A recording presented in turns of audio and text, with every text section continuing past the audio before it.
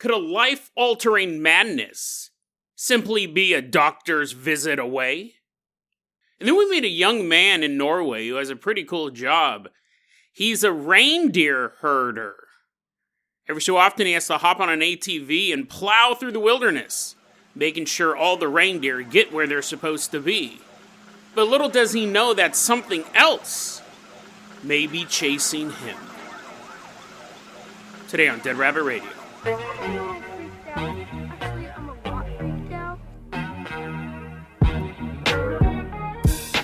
Hey everyone, welcome back to another episode of Dead Rabbit Radio. I'm your host, Jason Carpenter. I'm having a great day. I hope you guys are having a great day too. I hope you guys are having tons of fun doing whatever you're doing.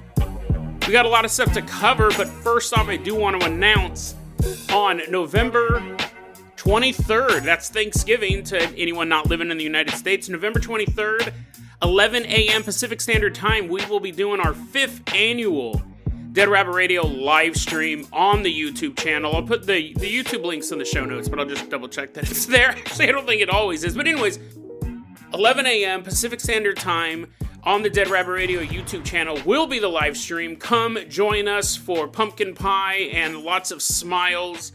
Get ready to see how slowly it takes for me to respond to your comments. Usually you guys are asking so many questions. I'm answering stuff that's like, that you guys posted a couple minutes ago. I go on this long-winded stuff. Well, what is the nature of demons? Well, but it's always been a lot of fun. I love doing the live streams with you guys. They tend to last around 2 hours. You don't have to be there for the full time, but if you go, oh man, it already started, swing on by anyways, just for a couple minutes. Stop in, say hi, eat some virtual pumpkin pie. We're going to have lots of fun.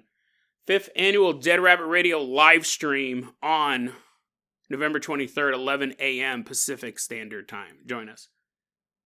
But let's go ahead and get this episode started. Running into Dead Rabbit Radio Command right now is one of our legacy Patreon supporters. Everyone get on your feet and give it up for Hot Diggity Dane. Woohoo, yeah! Yeah, woohoo! He's all dancing on a Dead Rabbit Radio Command, bringing us in a ton of Thanksgiving yummies.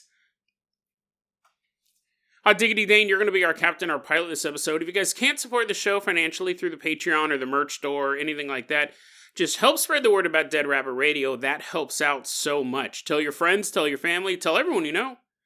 Dead Rabbit Radio is your favorite paranormal show. If you do support the Patreon, you do get ad-free versions of the episodes and much, much more. But go ahead and check the show notes if you're interested in supporting the Patreon. But if you can't, I get it. I really do. It's fine either way. Let's go ahead and get this party started. Hot Diggity Dane, I'm going to toss you the keys to the Dead Rabbit Dune Buggy. We're going to leave behind Dead Rabbit Command. Drive us all the way out to a local hospital.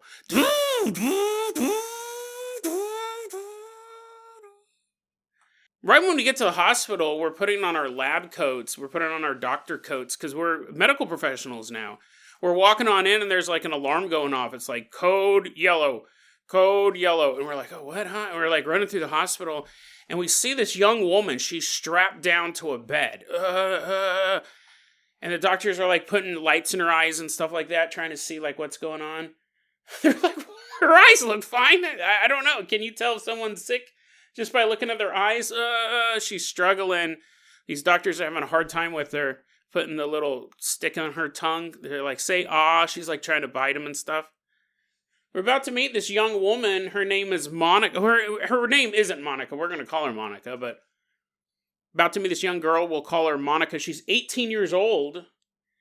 And the doctor's like, we have this patient here. Does she have any history of a psychotic illness? Because she clearly looks insane now. She's trying to bite everybody.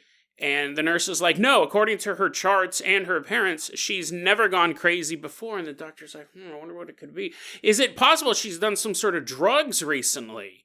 The nurse is like, rifling through her pockets. She's looking for crack or trank.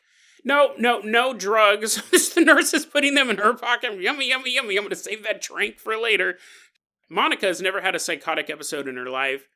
No history of drug use, but right now she has a high fever, chills, constant diarrhea. That would be the worst, to be pooping and be crazy at the same time. And her parents have brought her in because she's been acting weird. I think the constant diarrhea, I'm sure even if she was of sound mind, she's like, E equals MC squared. But she's just pooping everywhere. You probably still take her to the hospital. But the combination of nonstop diarrhea and babbling to yourself, paranoid thoughts, the parents are like, we better take her to the hospital. So she's out of the hospital, and she seems to get better while she's under observation. They're trying different treatments on her, and she's like, you're doing a little bit better. So the hospital says, hey, you can take her back home. Now, the family's like, well, you've cured the insanity, but what about that constant diarrhea that she's been having? The doctor's like, well, we'll see on that one. But they take Monica back home, but not too much time passes. She starts going crazy again. She can't sleep. She's up all night. She's pacing around the house. She has delusional paranoia. She's like, everything is against me. Look at, she's like freaking out. And the family is like, what is wrong with our daughter? This is completely coming out of the blue. We've never seen her act like this before. She begins talking about seeing God and demons all around her. Emily's like, okay, we gotta deal with you staying up all night long. But once you start talking about the infinite creator of the universe and the most evil things to dwell in it, let's take her back to the hospital. She's clearly insane again. Well, she starts trying to run away from them. She's trying to run away from her family. They finally are able to catch her. They take her back to the hospital, and the doctors cannot figure out what in the world is going on with Monica. And they're asking, what has changed in her life recently? What has changed? There has to have been something that have triggered this. And her parents go, well, it's funny that you say that, because this all started about 2 hours after ...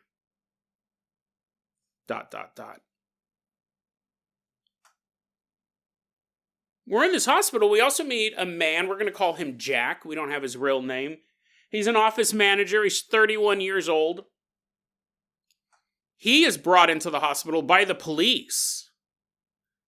The police found him. I don't know if someone called the cops because he was wandering down the street. I don't know if it was his coworkers, because again, he was an office manager.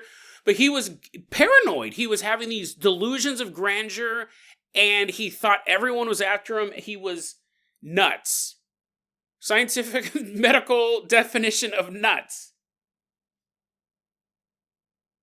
He says that he can talk to the dead, which is funny because you're like, Jason, you believe in God and demons, and I know you believe in ghosts. A lot of this stuff, you can go, well, a paranormal guy would believe in this stuff. Yeah, but normally you don't live a pretty normal life and then wake up and then all of a sudden you're like, ta-da, I can talk to the dead. All this stuff. Usually it's a gradual thing, or you see a ghost maybe and you start investigating it. He's just like, oh yes, the dead. Teddy Roosevelt was talking to me last night, and I think there are a lot of psychotic illnesses that also mirror my hobbies. Right? I'm fully aware of that. But anyways, this guy, he believes he can talk to the dead. He believes he has a telepathic connection as well to his girlfriend, who also works with him. And I think that might have been what triggered it, what triggered police intervention, because when they talked to the girl, she's like, oh, we're not boyfriend and girlfriend. We've never dated. He's staring at me, trying to send me these telepathic messages. And I just kind of creeped out. Cops, can you please take care of this? He keeps talking about Teddy Roosevelt. He's gone crazy. And the cops do bring him into the hospital, and the same thing. As he's in the hospital, he's starting to feel better. They're doing all these treatments on him, but the hospital cannot figure out why he's acting crazy all of a sudden. And they go, listen, we know schizophrenia hits men harder than it hits women, but either side can have it. But what's weird is that normally if you have schizophrenia, you don't have zero symptoms, and then at 31 it turns on. It's sometimes it's a gradual. Most of the times it happens like that sometimes, but most of the time it's a gradual thing. What could have possibly caused this man, what could have possibly caused Jack to all of a sudden start to have all these delusions? And people go, well, it's funny you say that, because recently ...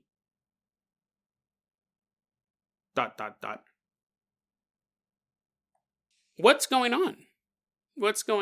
what happened was 2 hours before Monica went nuts, before the chills and the fever and the constant diarrhea, 2 hours before that, she had just gotten her first dose of the COVID-19 vaccine.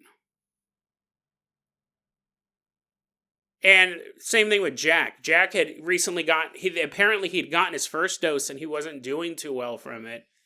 But he wasn't crazy. He didn't go nuts from it, but when he got the second dose, shortly after that, he began to have all these delusions.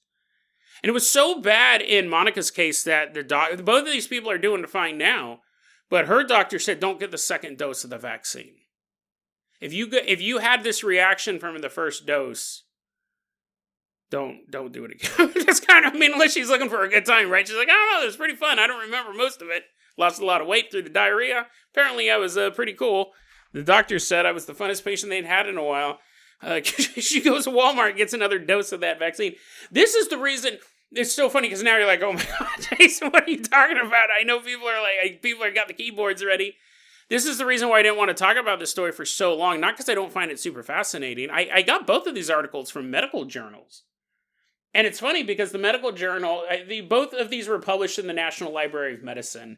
And there's a little header to these articles saying, listen, man, we just published this stuff. It was so funny. It's a little disclaimer. It goes, hey, we just published this stuff, or we're just a collection of these articles. We are neither taking either side on the veracity of this article. But these are medical journal articles, like research papers, sent into the National Library of Medicine. Of course, the links are going to be in the show notes. You can take a look at them. But the idea is that both of these accounts of temporary insanity were brought on by the COVID-19 vaccine. And what's interesting is it's a big chicken and egg thing. They go, on the one hand, we know that these vaccines, and apparently, this is interesting, a lot of vaccines do this. It's extremely rare. But they were saying, we've seen this happen in vaccines for yellow fever. We've seen this happen in vaccine, I think, for rabies, which would be kind of hard to tell if it was the rabies or the vaccine making you go crazy. But the influenza vaccine, they go, we had people who have gotten the influenza vaccine that have gone crazy. So they go, it is something that can happen with vaccines. And they go, the hypothesis was this, vaccines, and I think COVID-19 vaccine specifically, but I think other vaccines do this as well, can cause inflammation. And we do see a connection. We don't know why. There's so much we don't know about schizophrenia. They go, we do see a connection. We might see a connection between schizophrenia and inflammation. And a lot of times these vaccines can cause inflammation. So it may not be that they were actually schizophrenic or borderline or anything like that. They go, it could just be that the inflammation they're going through causes their brain to act in the same way that a schizophrenic person would. They're thinking that the vaccine may have caused this inflammation in their brain. They also said, we got to be fair. They go, it could have been that if you get COVID, some people who got COVID had that cyclotine storm, which sounds awesome, right? It's an awesome band name, but it would do something to your brain. And they go, that's also possible that they may have gotten the vaccine and they had gotten COVID shortly afterwards. And that's what was causing them to go crazy, not the vaccine. Who knows, right? Unlikely. But we don't know. And that's what's so interesting. And also for the fact that the algorithm, you're like, what? Why did the podcast just shut off? It's just, this isn't even being heard by anyone. I was cautious about talking about this because you talk about this, YouTube's going to flag it and all sorts of stuff. But I have one episode that is not available on Spotify. They took it down. And I guess it's for COVID-19 misinformation. It was the episode, Is Bill Gates the Antichrist? I don't remember. I mean, if I said anything like that, I was joking. That's such a funny topic to begin with. I remember that episode I was laughing the whole time. But anyway, so this, to all my non-Spotify listeners, thank you for sticking with the program. I'm not saying, I'm not even going to go in the whole, pro-vax, anti-vax, none of that stuff. I'm focusing on, this is so weird because you do go into your doctor, whether it's the COVID-19 vaccine or the influenza vaccine or anything. Yesterday we talked about people doing drugs and going crazy. These are people going to their doctor and having horrible reactions to these things. I mean, I know there are certain medicines with black box warnings now where it's like, this may kill you, this may cause you to have suicidal thoughts. But here's the thing, not every medicine has that. And while the story of Jack and Monica turned out fine, I mean, they're both alive, they're both not crazy anymore, I wanted to share this story with you real quick. Heartbreaking story. July 25th, 2019, we're flying over the country of Madagascar. We're in a little Cessna plane.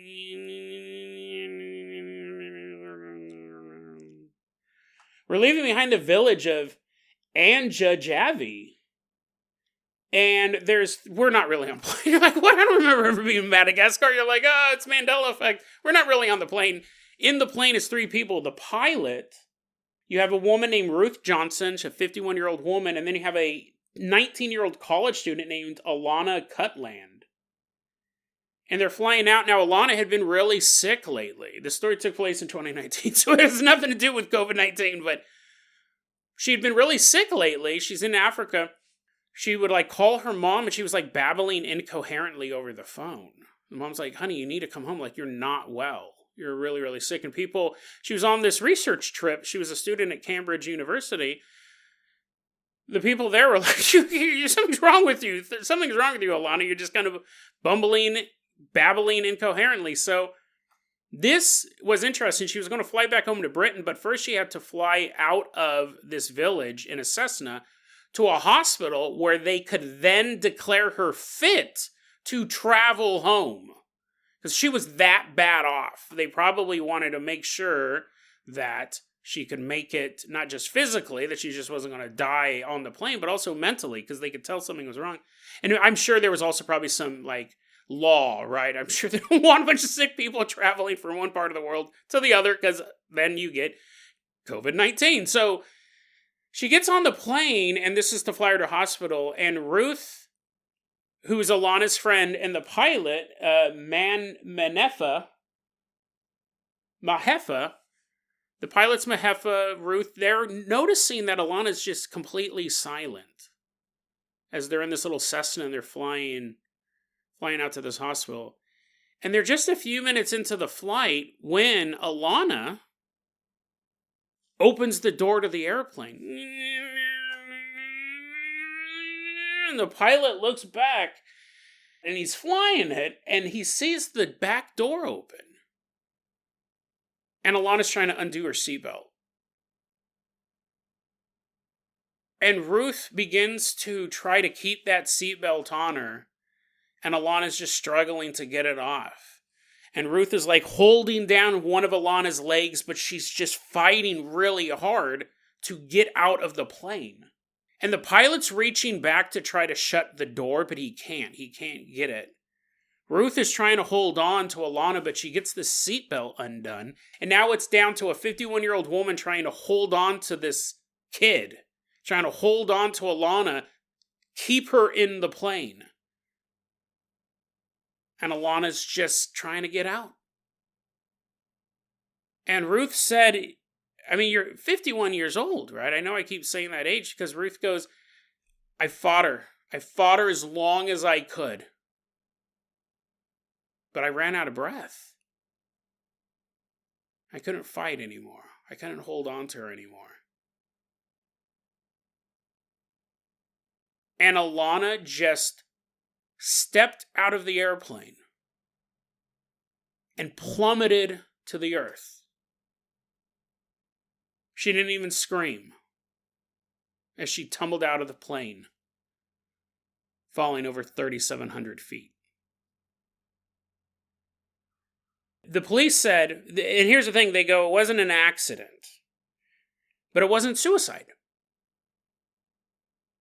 The police say that we believe that this was a really bad reaction to an anti-malaria drug.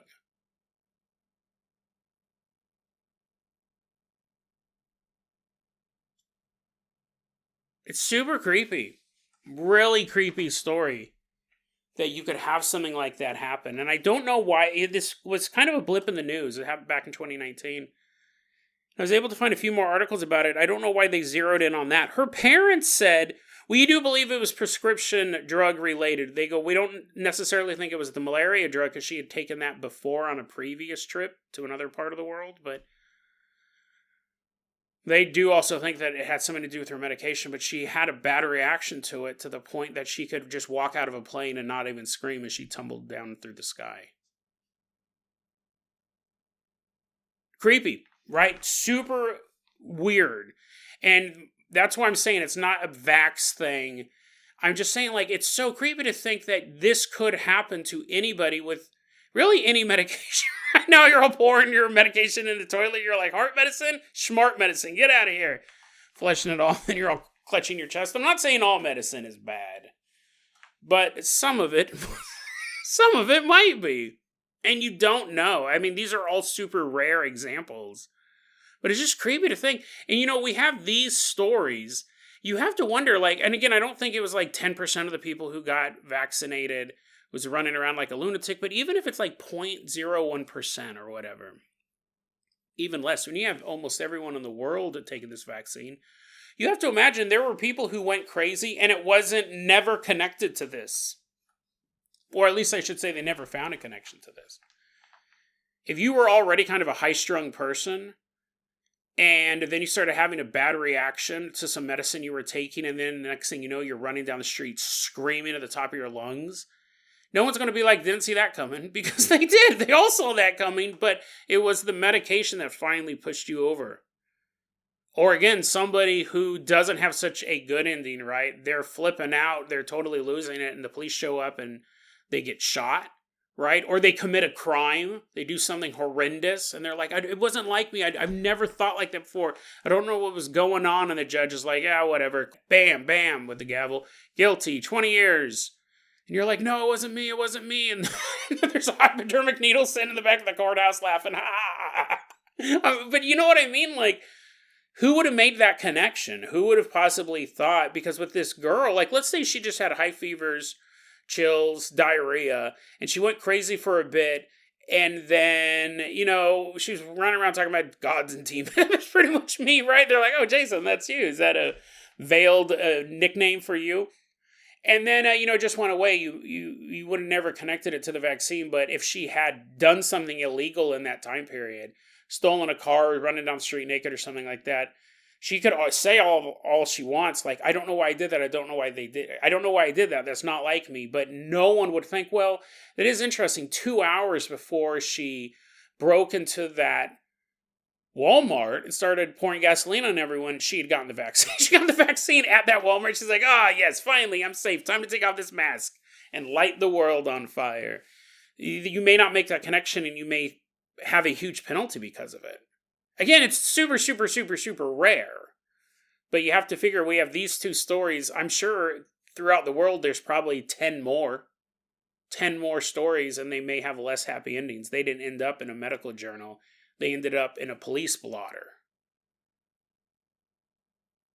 And then those are, I mean, that's bad enough. Taking a medicine and then jumping out of an airplane, plummeting to your death, that's just bleak. You didn't even stand a chance. Don't throw your medicine away. You're like, you're marking your trip. You're like, all right, going to Africa. Just first have to take this anti-malaria pill and listen to 10 Rabbit Radio as it digests. You'll be fine. You'll be one of the lucky few. Hot diggity Dane, I'm going to go ahead and toss you the keys to the Carpenter copter. We are leaving behind this hospital.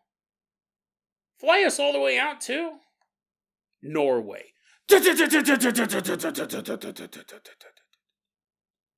We're headed out to Norway. The year is 2022, and it's autumn.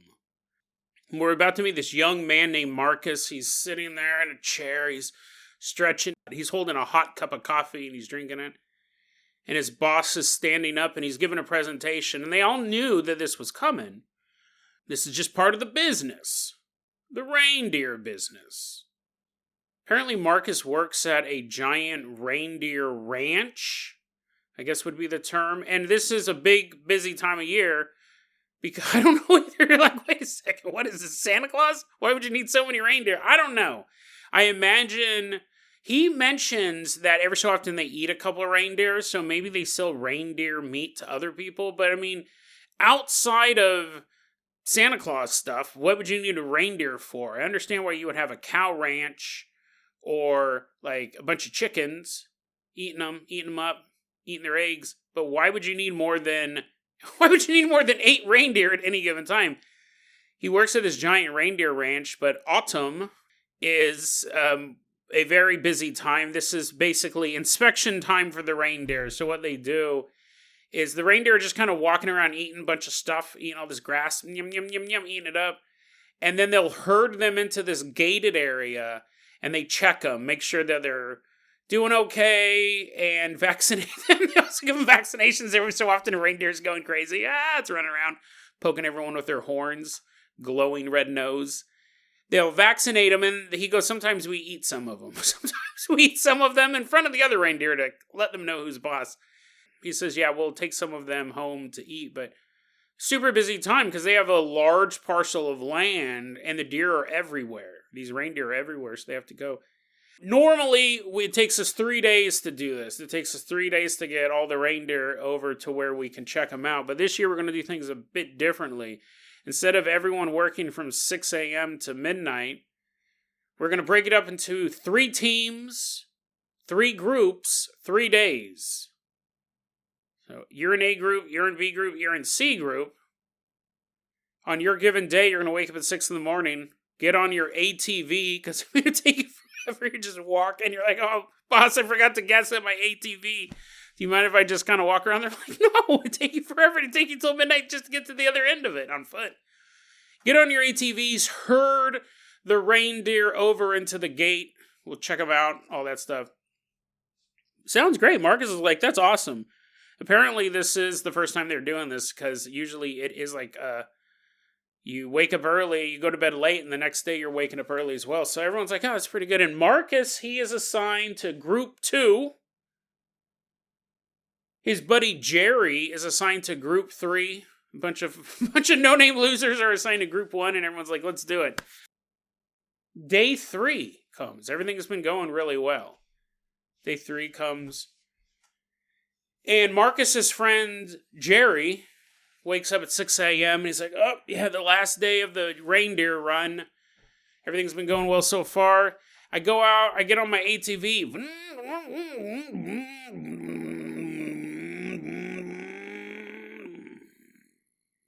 Driving off with his buddies to go herd in these reindeer. And they're doing a pretty good job.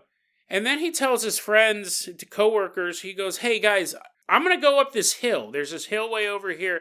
I'm going to go up this hill because I'm pretty sure there's some deer in the forest. So I'll go see. I'll go flush them out myself. And because there's a lot of reindeer, right? And they're like, yeah, sure. You go do that, Jerry. So he goes up to this hill. And sure enough, he sees a group of about 30 deer right on the outskirts of this forest. So he's slowly driving towards them with the ATV. And what happens is what you would imagine would happen if you were a wild animal and an ATV, no matter how slowly, is coming towards you. All the deer walked into the forest. And he's like, great. Probably shouldn't have barreled right towards them with my radio blasting. He realizes he ran them all into the forest. He's like, oh, I got to get them. This is part of my job. So he begins driving his ATV through the forest, and that goes about as well as you would think. It's an all-terrain vehicle, but that doesn't include roots or shrubs, right? He's driving around. He's going even slower now, and he's like, dude, this sucks. Making a ton of noise. This is taking forever. The deer keep going in the opposite direction I'm going. That's not helping. This is not working out right. And eventually he's riding this ATV through the forest, and he gets to this large clearing. And he's like, okay, that's a little break. His butt hurts. He's like, now I'm going to have constant diarrhea from going over all those roots on this thing. He's sitting there in this large clearing, and he sees all 30 deer also standing on the opposite side of the large clearing, which is perfect. But now they're trapped in the forest. He's trying to figure out how to get them out, and he definitely doesn't want to drive them deeper into the forest. He's thinking, well, maybe if I circumnavigate this clearing, they'll turn. And he's trying to figure out how to get them to go back the way they just came instead of running farther in. That's when he notices that all of the reindeer begin to run, not towards him, but also not deeper into the forest. They begin to run out of the forest, because, it's like they'd drawn a map. I was like, okay, just trust me, there's north, south, east, and west. They're headed through the forest, and Jerry's like, okay, that's cool. I don't know what startled them, but they are headed in a pretty good direction. And that is when he sees his buddy Marcus on his ATV. That's when he sees his buddy Marcus.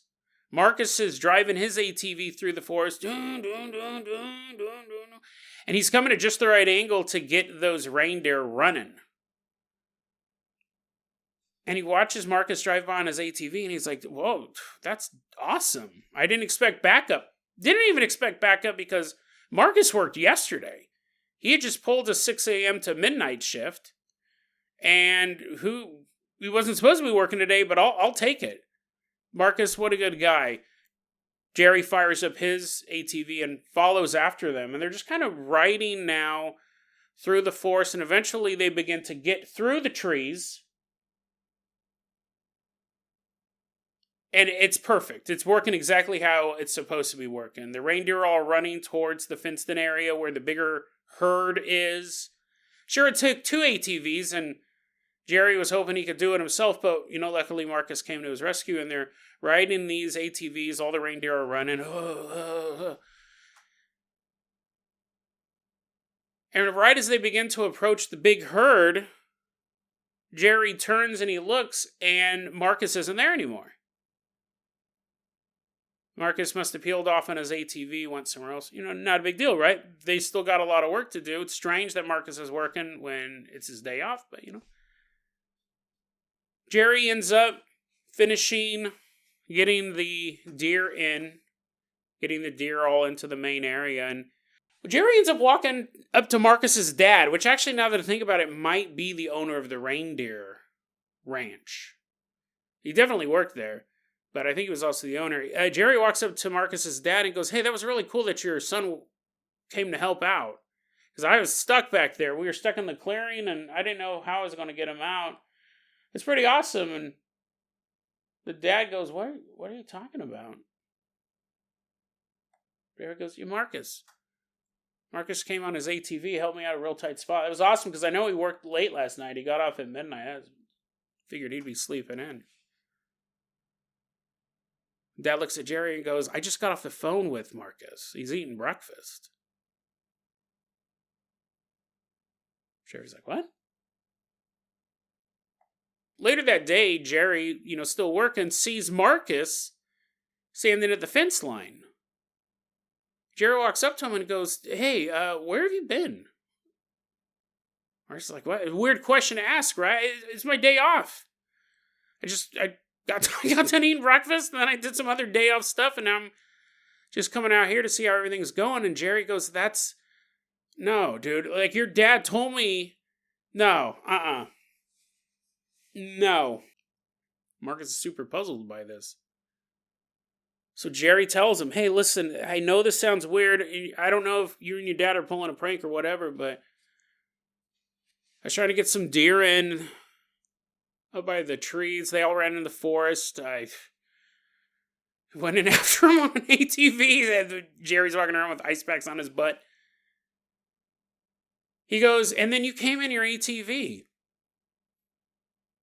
Saw you pull up in your ATV and you helped me get the deer out. And then as we got closer to the herd, you peeled off. I lost track of you, but your dad said you're eating breakfast. And Marcus is perplexed, to say the least, because that did not happen.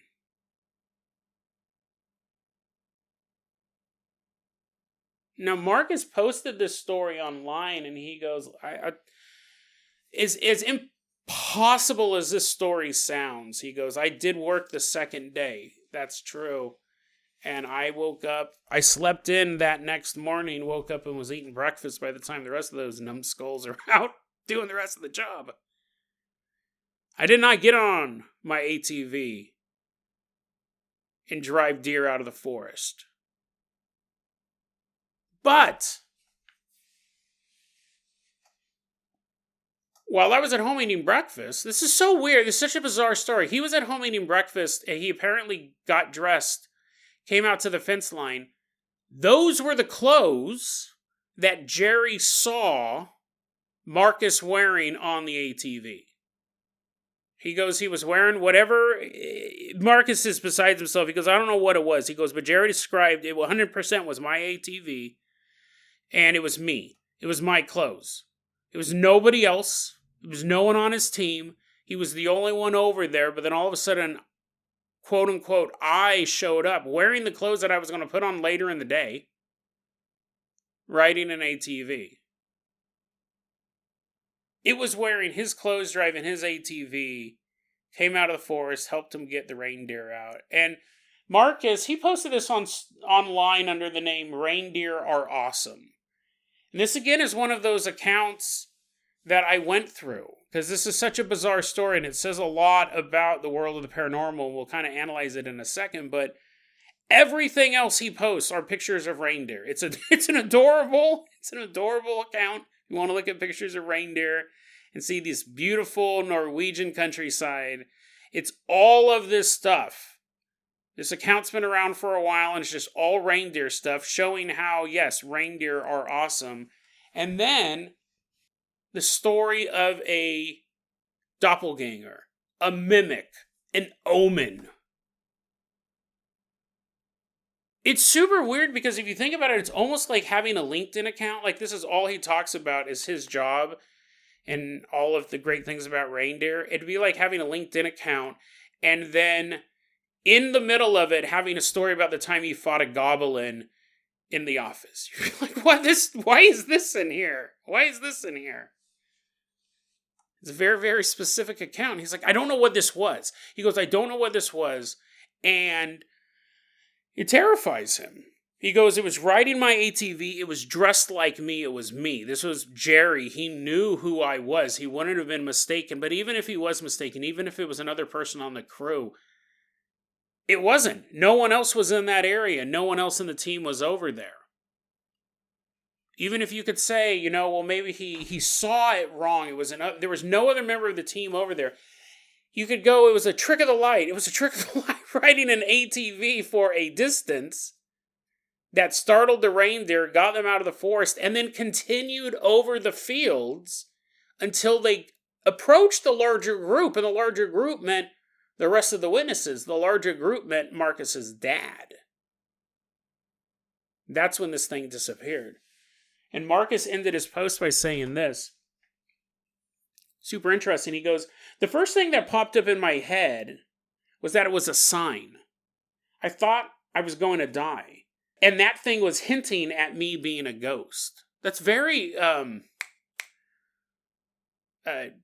Northern Europe, really. I guess there is the idea that the doppelganger may be but see, even again, I think that story of the doppelganger being a omen of your upcoming death is still very Northern Europe superstition. You don't hear that much in modern day mimic stories or doppelganger stories. But yeah, he goes, originally I thought it was an omen that meant that I was going to die. And then he continues, but I'm still alive. So it wasn't that. My second thought that it was an ancestor that looked like me. But then why did he have the clothes and the ATV? To this day, I'm kind of scared to drive through that wooded hill in case I meet myself in there. That's a good point. Probably you wouldn't want to go out there. Definitely not alone, and it's almost like that doesn't even seem like a fun ghost story. Imagine if you heard in your town there was an old house at the end of the street that was haunted. And then they go, but it's haunted by you. You're like, what? Your friends go, yeah, it's super weird. When we walk by that house late at night, we see you standing in that house looking out through the window. You're like, okay, I don't ever want to go there. I don't ever want to go there ever. I'm actually planning on moving. I'm packing up right now. I'll never be in this city again. It's a different kind of haunting. Absolutely terrifying. And you would think Yeah, I don't want to go up there. What if? And what's funny is other people would think you were foolish. Your father would be like, Marcus, get up there. That's the dumbest thing I've ever heard. Go up to that forest. You got a job to do. What I thought was interesting about the story is it might be the first time we've encountered a mimic, or maybe even, I mean, I don't want to go so far as to say a ghost, because we've seen ghosts like this, but this might be the first time we've ever come across a mimic that mimics a mechanical vehicle to go along with it.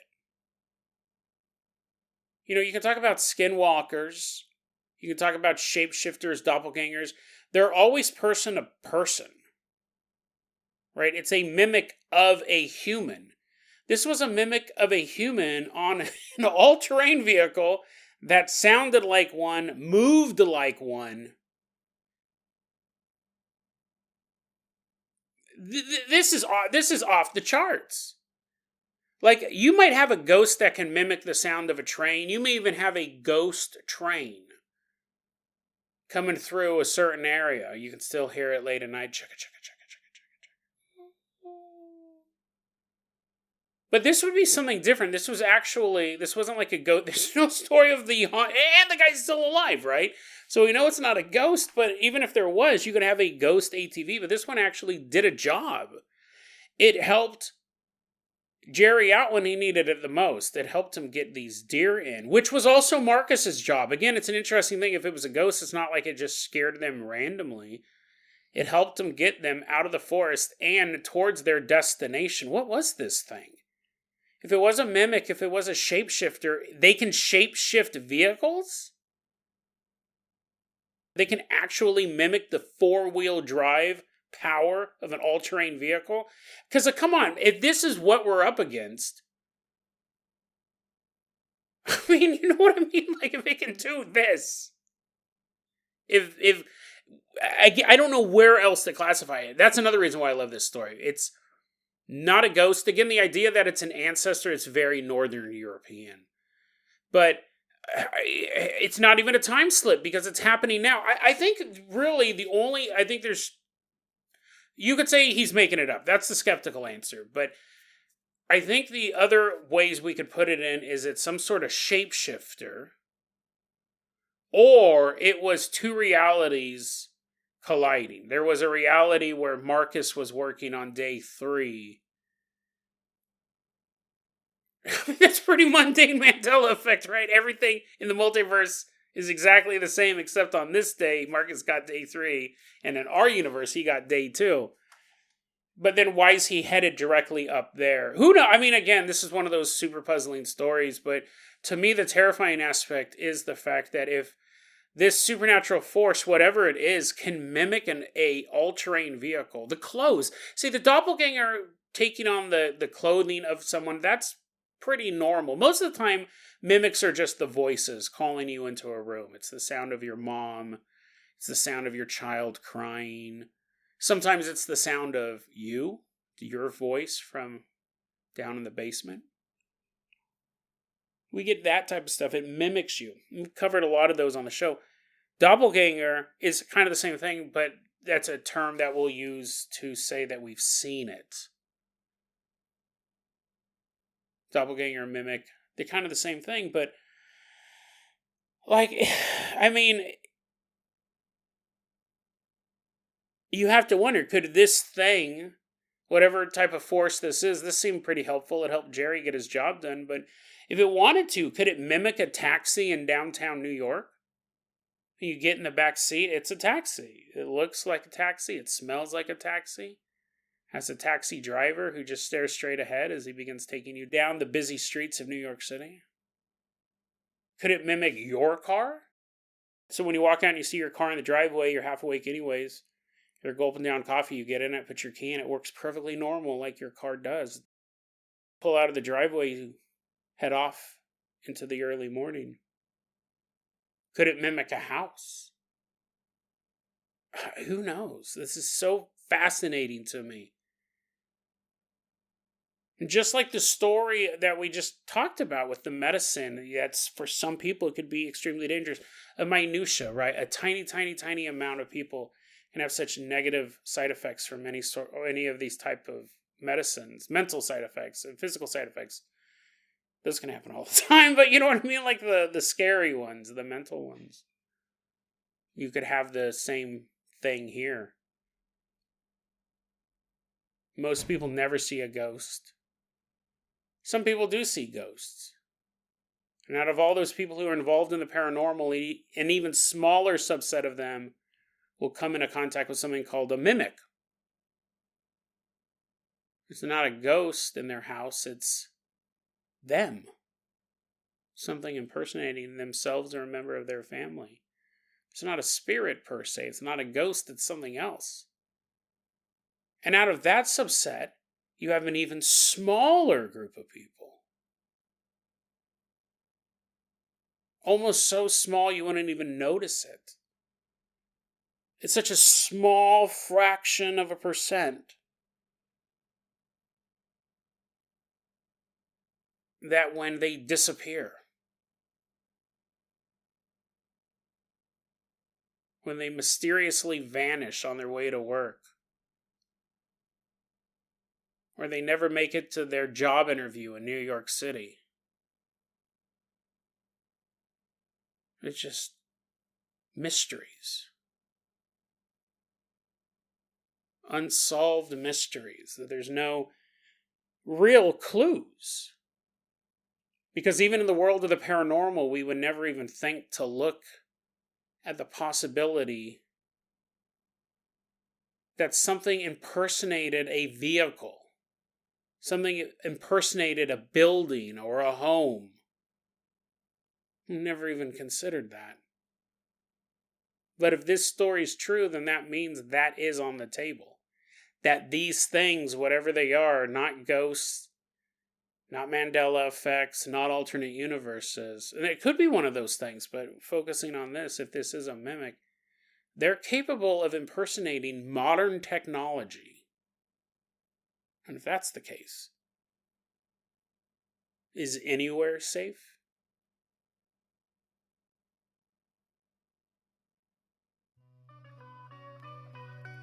DeadRabbitRadio@gmail.com is going to be our email address. You can also hit us up at Facebook.com/DeadRabbitRadio. TikTok is at DeadRabbitRadio.